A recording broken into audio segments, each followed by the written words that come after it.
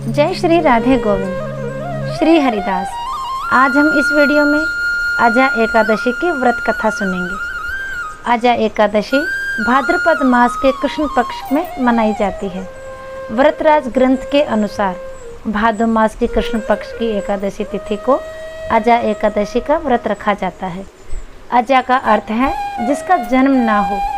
प्रकृति अथवा आदि शक्ति के अर्थ में इसका प्रयोग होता है। आजा एकादशी की व्रत कथा भगवान राम के पूर्वज इक्ष्वाकु वंश के राजा हरिश्चंद्र से जुड़ी हुई है। राजा हरिश्चंद्र अत्यंत सत्यवादी राजा थे। अपने दिए वचन और अपनी सत्यता पूर्ति के लिए वे अपनी पत्नी तारामती और अपने पुत्र रोहिताश्रव तक को बेच देता है और स्वयं भी एक चांडाल का सेवक बन जाता है। राजा हरिश्चंद्र ने गौतम ऋषि के कहने पर आजा एकादशी का व्रत किया था।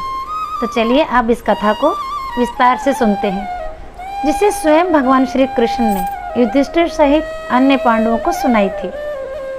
युधिष्ठिर ने कहा, हे पुंडरीकाक्ष, मैंने श्रावण शुक्ल एकादशी अर्थात पुत्रदा एकादशी का विस्तार वर्णन सुना। अब आप कृपा करके मुझे भाद्र माह के कृष्ण पक्ष की एकादशी के विषय में भी बतलाइए। इस एकादशी का क्या नाम है और इसके व्रत का क्या विधान है? इसका व्रत करने से किस फल की प्राप्ति होती है? भगवान श्री कृष्ण ने कहा, हे कुंती पुत्र, भाद्रपद माह के कृष्ण पक्ष की एकादशी को आजा एकादशी कहते हैं। इसका व्रत करने से सभी पाप नष्ट हो जाते हैं। इस लोक में और परलोक में मदद करने वाली इस एकादशी व्रत के समान संसार में दूसरा कोई व्रत नहीं है। यह सब प्रकार के समस्त पापों का नाश करने वाली है। जो मनुष्य इस दिन भगवान ऋषिकेश की पूजा करता है उसको वैकुंठ की प्राप्ति अवश्य होती है। अब आप इसकी कथा सुनिए। पौराणिक काल में भगवान श्री राम के वंश में अयोध्या नगरी में एक चक्रवर्ती राजा हरिश्चंद्र नाम के राजा रहते थे। राजा अपनी सत्यनिष्ठा और ईमानदारी के लिए प्रसिद्ध थे। एक बार देवताओं ने उनकी परीक्षा लेने की योजना बनाई। राजा ने स्वप्न में देखा कि ऋषि विश्वामित्र को उन्होंने अपना राजपाट दान कर दिया और सुबह होते ही ऋषि विश्वामित्र वास्तव में उनके द्वार पर आकर कहने लगे, हे राजन, तुमने स्वप्न में मुझे अपना राज्य दान कर दिया है। ऋषि विश्वामित्र की बात सुनकर राजा ने सत्यनिष्ठ व्रत का पालन करते हुए संपूर्ण राज्य विश्वामित्र को सौंप दिया। दान के लिए दक्षिणा चुकाने हेतु राजा हरिश्चंद्र को पूर्व जन्म के कर्म फल के कारण अपनी पत्नी चंद्रमती, बेटा और खुद को बेचना पड़ा। हरिश्चंद्र को एक डोम ने खरीद लिया जो शमशान भूमि में लोगों के दाह संस्कार का काम करवाता था। स्वयं वह एक चांडाल का दास बन गया। उसने उस चांडाल के यहाँ कफन लेने का काम किया, किंतु उसने इस आपत्ति के काम में भी सत्य का साथ नहीं छोड़ा। जब इस प्रकार उसे कई वर्ष बीत गए तो उसे अपने इस नीच कर्म पर बड़ा दुख हुआ और वह इससे मुक्त होने का उपाय खोजने लगा। वह सदैव इसी चिंता में रहने लगा कि मैं क्या करूं, किस प्रकार इस नीच कर्म से मुक्ति पाऊं। एक बार की बात है, वह इसी चिंता में बैठा हुआ था। उसी समय गौतम ऋषि उसके पास पहुँचे।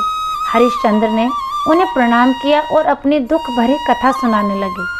राजा हरिश्चंद्र की दुख भरी कहानी सुनकर महर्षि गौतम भी अत्यंत दुखी हुए और उन्होंने राजा से कहा, हे राजन, भादो माह के कृष्ण पक्ष की एकादशी का नाम आजा है। तुम उस एकादशी का विधि पूर्वक व्रत करो और रात्रि को जागरण करो। इससे तुम्हारे सभी पाप नष्ट हो जाएंगे। महर्षि गौतम इतना कहकर अंतर्ध्यान हो गए। आजा नाम की एकादशी आने पर राजा हरिश्चंद्र ने महर्षि गौतम के कहे अनुसार विधान पूर्वक उपवास और रात्रि जागरण किया। इस व्रत के प्रभाव से राजा के सभी पाप नष्ट हो गए। उस समय स्वर्ग में नगाड़े बजने लगे और पुष्पों की वर्षा होने लगी। उन्होंने अपने सामने ब्रह्मा, विष्णु, महेश और देवेंद्र आदि देवताओं को खड़ा पाया। राजा हरिश्चंद्र ने अपने मृतक पुत्र को जीवित और अपनी पत्नी को राजसी वस्त्र से और आभूषणों से परिपूर्ण देखा। व्रत के प्रभाव से राजा को पुनः अपने राज्य की प्राप्ति हुई। वास्तव में एक ऋषि ने राजा की परीक्षा लेने के लिए यह सब माया रची थी, परंतु अजा एकादशी के व्रत के प्रभाव से ऋषि द्वारा रची गई सारी माया समाप्त हो गई और अंत समय में हरिश्चंद्र अपने परिवार सहित स्वर्गलोक को गए। यह कथा सुनाने के बाद मधुसूदन भगवान ने युधिष्ठिर से कहा, हे राजन, यह सब अजा एकादशी के व्रत का प्रभाव था। जो मनुष्य इस उपवास को विधान पूर्वक करते हैं और रात्रि जागरण करते हैं, उनके सभी पाप नष्ट हो जाते हैं और अंत में वे स्वर्ग को प्राप्त करते हैं। इस एकादशी व्रत की कथा के श्रवण मात्र से ही अश्वमेघ यज्ञ के फल की प्राप्ति हो जाती है। जय श्री हरि। आज का वीडियो यहीं तक।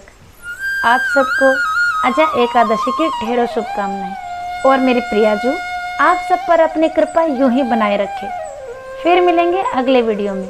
तब तक के लिए सभी को प्रेम भरी राधे राधे।